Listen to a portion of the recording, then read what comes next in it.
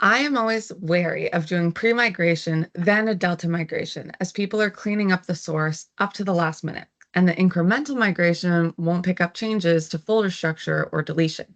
Do you have any suggestions for this? We run into that all the time, and we really have to put some rules in place during the migration, and we need our users to follow them. So, as an example, on the week of the migration, I would provide a deadline to your users. The deadline is where all folders and files on your source file shares that are going to be migrated, they're going to be migrated in the current state they're in. So if they don't get their act together for a week before it's going to happen, it's on them. We've given them the timeline. Now, there are sometimes capabilities and things you could do, like if possible, make your source read only, or change the permissions on the folders to not allow any actions to happen. And that's going to really avoid that last second changes before your cutover date.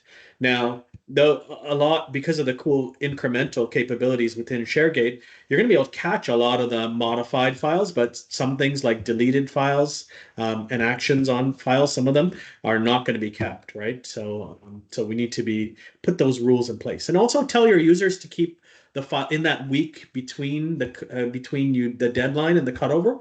Tell your users to keep the files they're actively working on, perhaps within their OneDrive or local file system folders while we're working through this migration before the cutover date. Hmm.